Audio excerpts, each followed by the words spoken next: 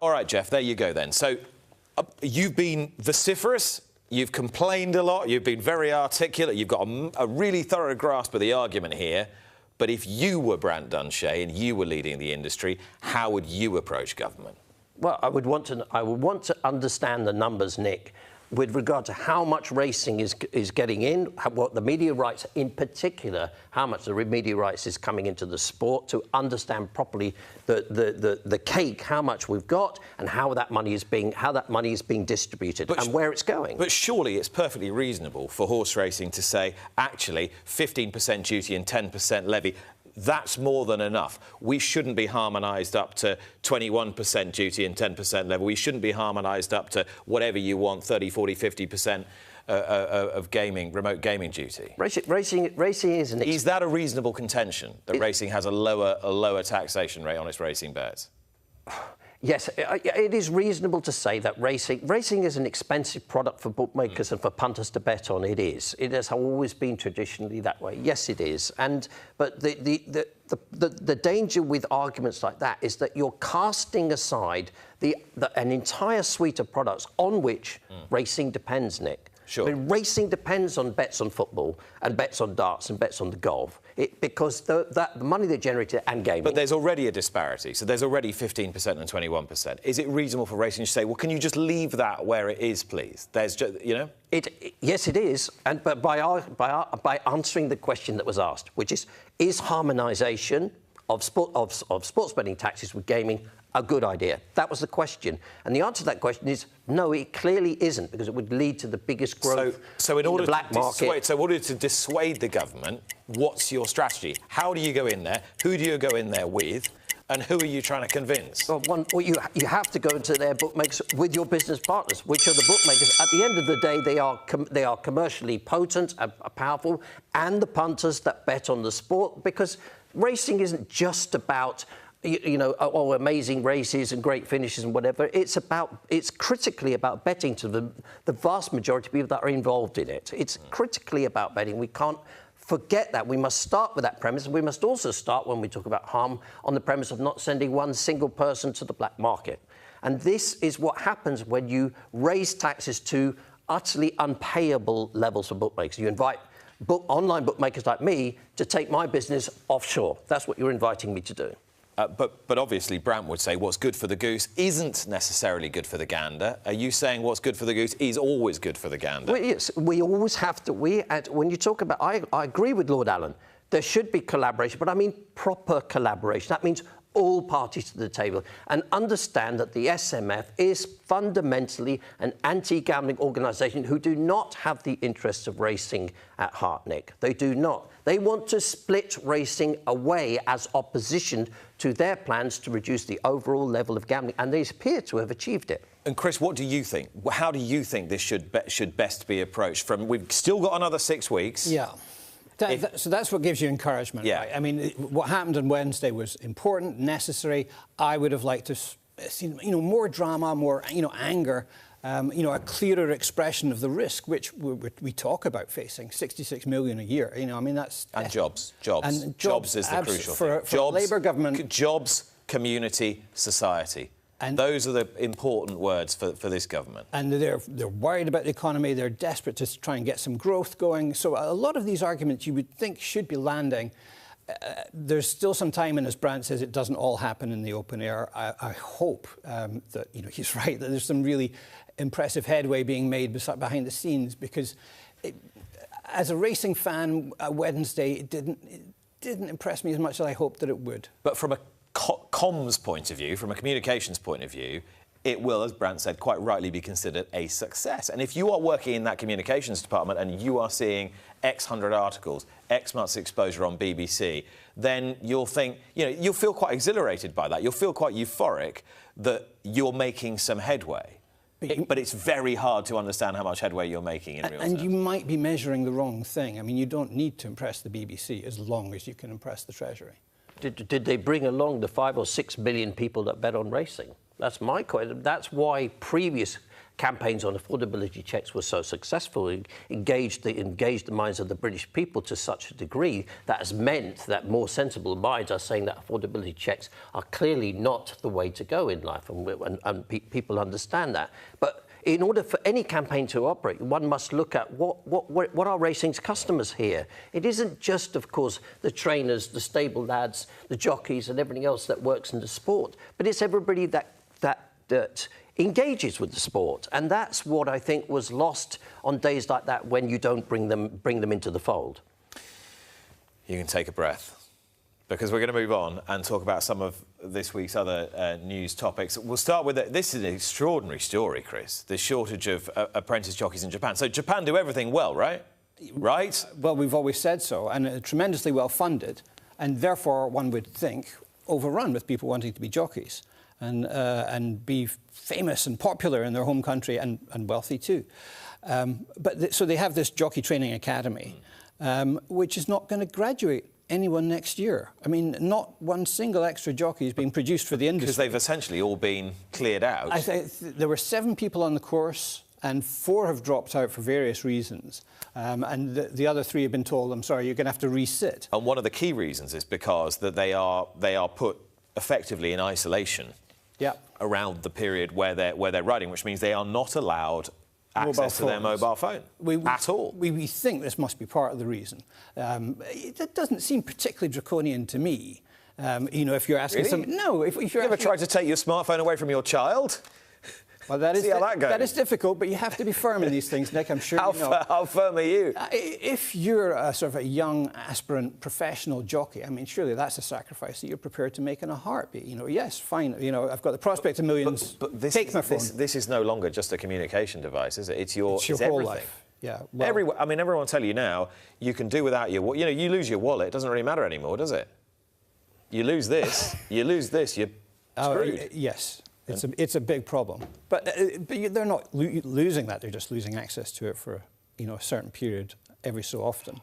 I stumble over the possibility. Can't be good for your mental health. Like cutting off your left arm, isn't it? I think it'd be beneficial for your mental health to not have it for mobile phone. It's military, isn't it? Is what it is. Yeah. It's military. But we always thought that was part of the culture there, and that Japanese youngsters throve under those conditions. It's amazing. And why don't they have more than 7 people on the course in the first place? But one assumes they have plenty of jockeys to be going on with. You've got to hope so. Well, now the Hillsin inquiry. This pertains to a race that took place in 2023 in the summer at Worcester. Involved a horse called Hillsin and a jockey called Dylan Kitts. The jockey is no longer licensed and has declared himself out of the sport. The horse's owner is a man called Alan Clegg. He's not been charged with anything. The horse's trainer, Chris Honor, has been charged, as has a gentleman called John Higgins, an associate of the owner and the father-in-law of the top-level footballer, Ashley Barnes. So Hillsin, it is alleged, was stopped, Chris, and Dylan Kitts has said, I stopped the horse and I was told to stop the horse and all these people were collaborators and I'm out of the game, thanks very much, which has blown this case wide open. So, it's taken 2 years to get to a hearing. That was the number one thing. And at the start of the week, that was what I was focused on. I was really cross about the general idea these investigations take so long. Then, when the hearing started, you immediately get caught up in the detail. There's some astonishing stuff, including that Dylan Kitts appears to have had the word Hillsen tattooed on his bum at some stage as a way of sort of making the point that he was trying to put the issue behind him. It's box office stuff, this. I agree with Chris's point. What's extraordinary to me is that cases like this, in any other legislature, take the NFL or something like that, would be almost ruled upon overnight. And this case, which is an utterly clear case of stopping a horse, it was a very amateurish effort, has taken 2 years to get to. But the problem is, if your man says, look, I wasn't a lone wolf here, I was being instructed by Mr. X and Mr. Y and Mrs. Z and whatever, then you have to investigate all those connections Yep.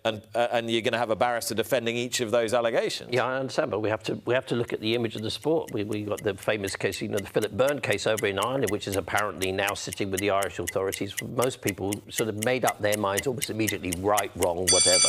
They make up their minds immediately, but it appears that racing legislators can't seem to work out what is a case and take action immediately, and then take their deliberations further to see how wide-ranging faults have been. We need to say before we move on that Chris Honor and John Higgins deny all charges. All the allegations against them. Chris Honor's defending himself in the hearing. John Higgins... Is that a good idea? Is it ever a good idea to defend yourself? To engage? I mean, it's the only option available to you if you believe that you're innocent, isn't it? What, to defend yourself? Oh, no, he has a barrister. Oh, he said... I beg your pardon. You meant he was... No, I was going to say. Defending himself against the accusation with Roderick Moore, who I'm sure will do a great job. I've seen him in hearings before. John Higgins is saying he's just too unwell to take part in this. Yeah, he's now in his late 70s, isn't he? So eventually we'll get an outcome. There's another 2 days, I think, to the hearing to come this week. So, read the Racing Post for the latest lurid details of the Hillsen case. And if the BHA weren't fighting enough battles on enough fronts at the moment, some very important ones, you get cases like this, they tend to come in batches, as you know, because you've been reporting on this for years. Sure. And suddenly we've got a case of Greater Manchester Police arresting an unnamed 42-year-old man on suspicion of race fixing. Now, it's a long time since we've had a police arrest for race fixing. We're back to the late 90s again, aren't we? Potentially we are. I mean, you say these cases come along in batches. I would guess that what's going to happen now with this one is it'll go quiet for a certain amount of time, and months roll by and we'll be like, what happened to that case again? There's so little we know about it, there's so little that we can say. But as you mentioned, police involvement in racing just does not have a brilliant history. I mean, And Jack Keane reported this in The Sun, and some weeks ago he'd reported that 2 jockeys were involved in a case of this nature that the BHA and potentially the police were investigating, though the BHA wouldn't confirm that. But as I say, it takes me back to cases involving the police in the past where you had the strong impression that they were sort of working off betting shop gossip and they'd never taken the trouble to properly get to grips with the sport. So, I mean, that's my number one hope with this case is that, whatever happens, guilty or innocent, the people investigating have taken the time to understand what they're really looking at before they start making moves like this. How, in your experience, if you get a flurry of negative headlines for the sport to do with probity and integrity of the actual field of play, how does that affect punters' habits, if at all? Not at all. I mean, one reads on socials and these forums about people, up in arms, this happened, or that happened, or this jockey did this, or whatever. It's more entertainment than anything else. It just actually, in many ways, it probably raises the profile and the interest in the sport. I mean, nobody... So you subscribe to the sort of Dick Francis skullduggery Nobody thinks racing is completely straight, for goodness sake. I mean, nothing is completely straight. Nothing is completely straight. Football, golf, it is... They've all got people who will generate a few quid on the side. Whatever. It's part of the fun of it, Nick. I mean, it is part of fun. Yes, some people are going to get caught, and people, but people move on. But it doesn't stop people betting in the sport, and it doesn't stop them going racing, I don't think. I do. I mean, I used to take that view. I worry these days that continual stories along those lines will put off the sort of younger generations that we're getting now. I think they do pay attention to stuff like that, and they are a little bit more wary of getting into the tank with the sharks. But there was a great quote I always enjoyed from an American writer. It would be from the 60s or 70s. He said, if you announced that on a particular day at a particular track, one of the races was going to be fixed, people would be climbing over the gates to try and bet because they would think that they'd figured out what the conspiracy was going to be. And maybe that is a useful insight into at least the minds of some gamblers. That's correct. They don't want to be excluded from the gamble. That's the only thing that really upsets them. Why wasn't I told so I could be involved? Get down the Ladbroke shop and get one in on Ladbrokes. Did they leave you out too, that sort of mentality? John Egan, he's 57. He's the senior jockey in the weighing room? I think he must be by now. He rode a winner at the Ebor Festival. Brilliant ride as well, particularly if you backed him, Asgard's captain. And he has received a suspended ban for use of pain-killing medication, Chris. Which, as I understand it, was necessitated by a race fall that he had. But it's just, you're not allowed to have it in your system on the race day. And the result is he's got a 3-month suspension, having tested positive for it. I slightly struggle to wrap my mind around it, to be honest. But, you know, at least the effect of it being suspended is that it's not going to impact him on a day-to-day basis unless he gets another positive at some stage in the next 2 years. And then, it, you know... When you say you're struggling to wrap your head around it, it's one of those things where people instinctively look at it and go, that's quite harsh. The BHA's integrity department would say we have to protect all jockeys at all times, and if they have something like tramadol, which is a very strong painkiller in their system, then that could impair their function. Do we know the exact quantity? They never seem to specify in these cases. Do they suggest that his ability to ride was actually compromised? I don't think they can get to that level of detail.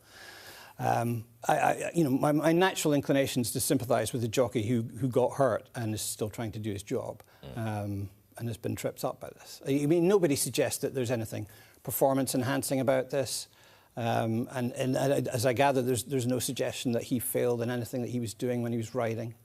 I think that the thing is harsh. I don't think anybody understands fully the level of injuries that jockeys receive from day to day from riding these brutes. I mean, you know, it's a seriously tough business to be engaged in. The fact that Ryan Moore's been unknowingly riding with a broken femur. I mean, he's just literal Superman, you know. And you know, I do think I have thought for a long time that when it comes to the authorities and the lowest vessels in the sport, which is, you know, sort of, you could sort of say, arguably the jockeys, the lesser jockeys, they are quite draconian in their fines when things go wrong and very casual about putting people out of work. And I don't agree with that. It wouldn't happen in normal life. The context for me, sort of my reaction is that, you know, we saw that race at York last weekend where Jim Crowley and Trevor Whelan both got injuries. Just horrific. A really nasty looking one. 2 days before there was a fall at Ascot as well.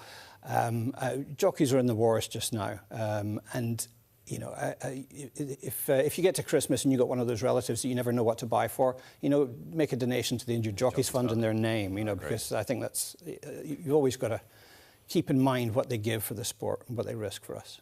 Well said. And on that note, Jim Crowley, Trevor Whelan, David Noonan, who got kicked in a really bizarre incident at Fontwell last week, you know, we're wishing you well. And actually, we ought to just very briefly touch on that, Chris, because the BHA haven't really got any further in telling us how that situation unfolded. Very briefly, what happened was that they called a bunch of jockeys in for an inquiry because of the start to the previous race. They had to call the starters in as well, and the starters were still in the inquiry when the jockeys were going out to ride for the next race, so there were no starters down at the start to supervise proceedings. David Noonan got kicked, and he's broken his leg, and Sean Bowen was very vociferous, saying, there are eyes and ears down there. You know, if it weren't for them, we wouldn't be kept safe.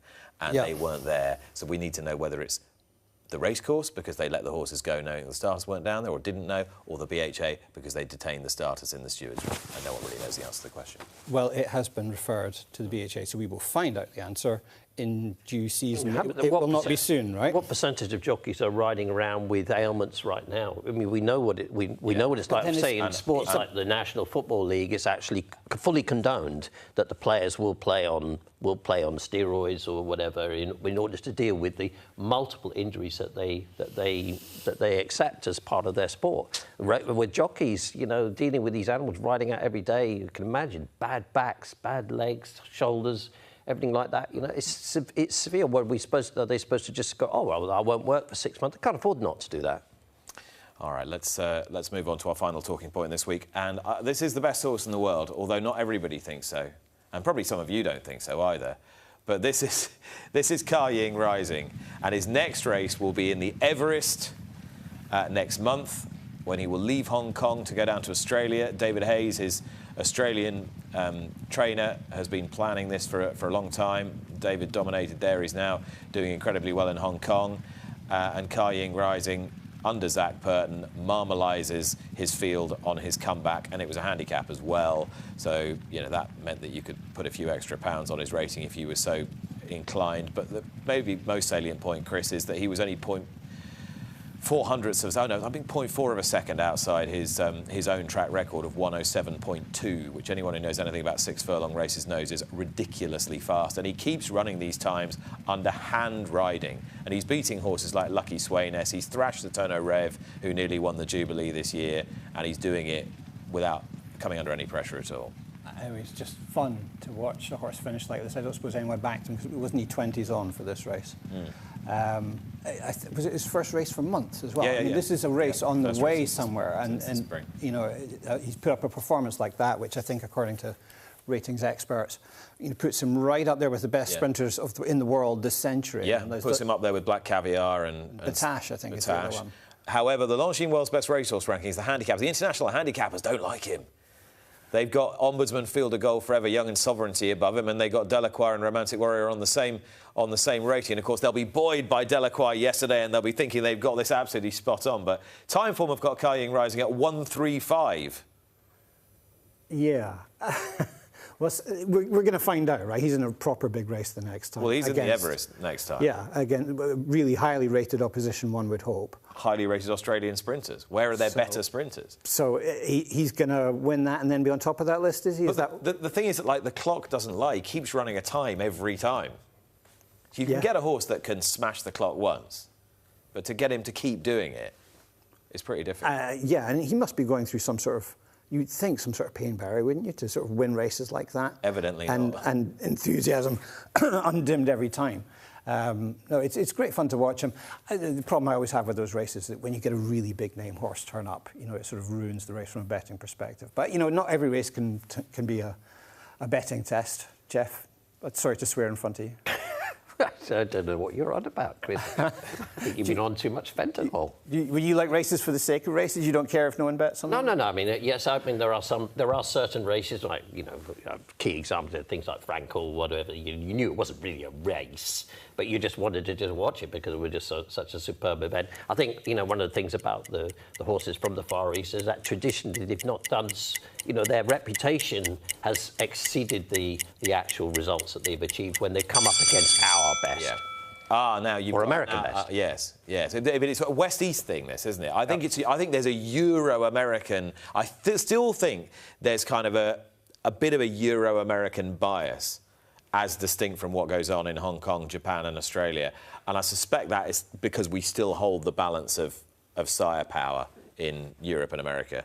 Could be. I mean, I always thought... Even though the Japanese have got some brilliant stallions. You know what I mean? I think you'd want to see more dominance in more races of these highly touted horses before you start sort of saying, well, OK, the time looks good, everything looks good, but what was in behind? Sprinters from that corner of the world, I mean, they've been properly good for a long time. And he's absolutely thumping them all. Ka Ying Rising, the world's best horse. Those were this week's talking points. Watch live racing now on racingtv.com.